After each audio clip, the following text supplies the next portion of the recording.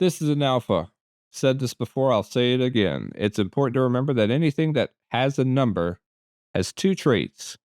It's a number that needs to be tested and a number that's easy to change. For the most part, questions like this that involve numbers and percentages will be tested and can be tweaked pretty easily. That being said, they can speak to the intentionality and the way that they want something to feel. But just remember this. We are a bit more difficult of a game. That's what I'm talking about. How much time do you think someone should invest in order to become an expert at an MMORPG? What are the differences between an expert player and a casual player? The time commitment, skill, game knowledge, etc. The way I feel about this, I think the choice to use the words expert and casual seem weird. When I see expert, I see it as a measure of skill, and when I see casual, I see it as a measure of time. Maybe not even time, but I feel like the scale for a casual player would be on a scale from like hardcore to casual. It's like a measure of time, or like maybe not even time, but like the mindset. A casual player shows up to the game and just plays the game, and that's it. A hardcore player has plans and it looks things up and documents. I mean, it's a mindset, right? And an expert is again a scale of knowledge, in my opinion, and that is honestly something that just comes. Or I say knowledge, but you can be an expert and be skilled. So an expert tennis player it isn't necessarily a knowledge thing; it would be a skill thing, a combination of skill and knowledge, but that is something that comes with time in general. So, how much time do I think? I think casual players, I mean, they're playing like what, like an hour a day, maybe. An expert player probably is somebody that plays like 2, 3 hours a day. Again, I think a lot of this is a mindset. Casual player is not thinking about the game while they're at work. They don't look too hard into the game. The second they're in the game is the time they're in the game. I think an expert player or a more hardcore player, their brain is swimming all day with things that they want to accomplish in the game and ways to accomplish their goals and stuff like that. I love skill trees. Is this the way you acquire all your skills? Do I get all these skills? And this tree just illustrates the progression of my growth. You know, I've said this in the Ranger archetype. I'm going to say it now. I mean, I don't know. Am I going to have to make meaningful choices here about skills that I want to have and some that I might not get? Also, I'm always only seeing like a 0 of 1 or a 1 of 1. Will there be skills that you can spec into multiple times? Like a 5 of 5, right? Blitz. It's a gap closer. Tool spec options. A must have for melee class. As a ranger main, I'm terrified. Brutal cleave looks good. Standard melee AoE builds more momentum based on the number of targets it hits. I like it. Overpower. It looks great. Single target momentum builder. Here we got Maim. It's a conal AoE. Bonus damage to trip targets. I love it. I like the synergy with these status effects. So you can spec Maim into range so that it shoots a line out as well, and it looks amazing. So far, it looks like he's not had to target anyone. Battle Cry looks amazing, sounds amazing, applies riled to party members and shaken to enemies. The players riled, the more players he riles, the more momentum they gain. And apparently, riled characters have a better chance at tripping shaken targets. The synergy with all the status effects like shaken and trip and all that is great. Whirlwind. I mean, what do we say? We all knew that a fighter had to have this, right? Channeled AoE speeds up the longer it goes. Man, I cannot wait to see what they have in store for the augments. All right, now we have Cataclysm. Heavy damage. It applies shaken. It looks extremely cool. All right, now we got Rupture. You apply wound stacks, and the more that they move, that reduces their healing or how much they can be healed. After 5 seconds, they take a heavy amount of damage for the amount of wound stacks they have. And like seriously turn down the blood loss a little bit, guys. All right, we got crippling blow. You do some damage, apply a snare. I'm getting some sweep the leg vibes. Lethal blow.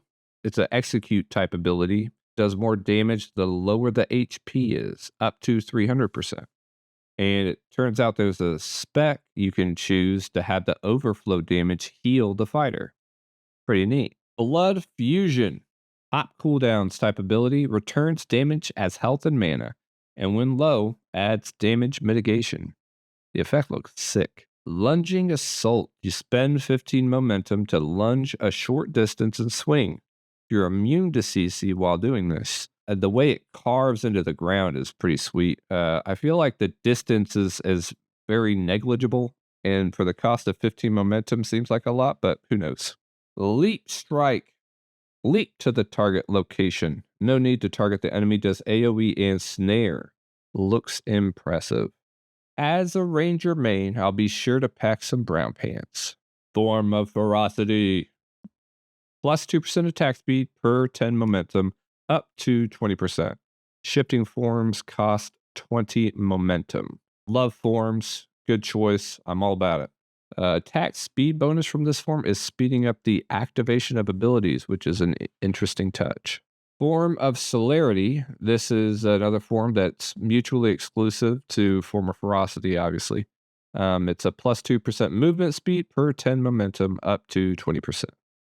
And the last form they showed is form of fluidity. It's a plus 4% disable resistance chance per 10 momentum, up to 40%.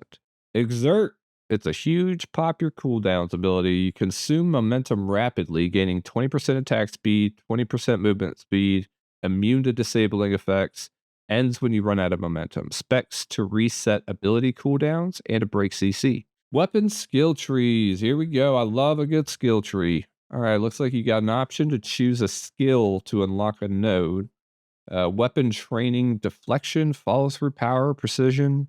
It mentions that we will be able to level up multiple weapons. So the expectation is that I will be able to fully kit out one weapon and maybe another. Who knows? Option opens up a choice for proc bonuses. So like Swordmaster Swiftness, Swordmaster Endurance, and Blade Twist. The intention is to weave abilities with weapon combo attacks. Pretty neat.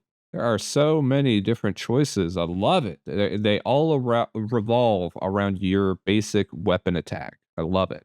Looks like this next set of nodes more directly impacts the synergy between attack combos and abilities. There's things like reducing the cooldown of your next ability, and it makes the next ability hit twice or something. Maybe even adding burning to the target. That's pretty neat. I've said it before and I'll say it again. Give players more choices in how they build their characters, and you give them more choices in how their character interacts with the world. I love it. I love goblins. They look and sound right on the money. And destructible environment. Hello. So I couldn't see Scout Yorin on the map. Is that intentional? I really hate missing quests, and I would like it if there's, a random NPC out in the woods with a quest that I'd be able to see them from a distance, right? Did y'all see the shift in atmosphere when he walked in here? I'm happy to see something besides glint pop out of an enemy. I love that you can read this letter. I love quest items like this, like letters and journals, that you can choose to just do the quest, or you can sort of peek in and dive in and read more about what's happening. This is what makes immersion. They really nailed the atmosphere of this place. Like the atmosphere, the structure, the environment here are just spot on. I hope the whole world is filled with places like this, places that have like unique types of energy about them. I'm supposed to be taking notes for this video, but I just keep getting sucked into what they're doing and just enjoying myself. I really like having bosses in areas like this. I like them being quest targets, and I like them just being in the area. I also like rare boss spawns in areas like this. I think that they add a little bit of extra and make the encounters different. Maybe the next time you show up here, right? I hope there are more soloable areas. I understand this game is not going to be kind to solo players, um, but it's hard sometimes to get a group together for something like this to just grind a specific area. Though I'm very biased as I lean heavily into solo play, I think ideally, outside of dungeons and raids, 80% of the world should be soloable and about 20 should be geared toward groups. I don't know. What do y'all think? You're not going to hurt our feelings. We just need to know what sucks. You're not going to hurt our feelings. We just want to know what sucks. That is the perfect mindset for a developer. So in my opinion, I feel like the visual effects on most abilities should be turned down. In my head, abilities get parsed into normal abilities, dangerous abilities, and different abilities. Like most abilities are normal and the VX should be low. They should look unique, but they shouldn't have that much flair. Then there's like different abilities, things that maybe aren't necessarily dangerous by themselves, but are more like setup moves. Things not dangerous, but can combo to more dangerous abilities. For example, like that crippling blow that applies a 3-second snare.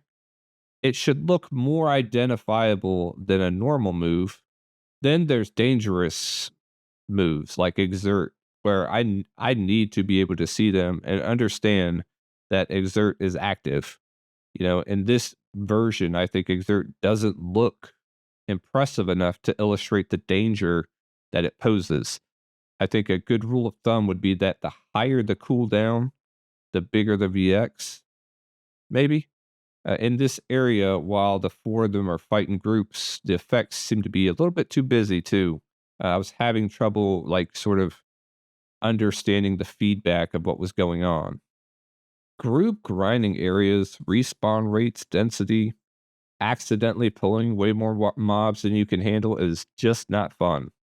The occasional patroller that makes an encounter more difficult is okay, but in general, I think try to avoid the density that makes it so that you're likely to pull an extra group and potentially wipe the party.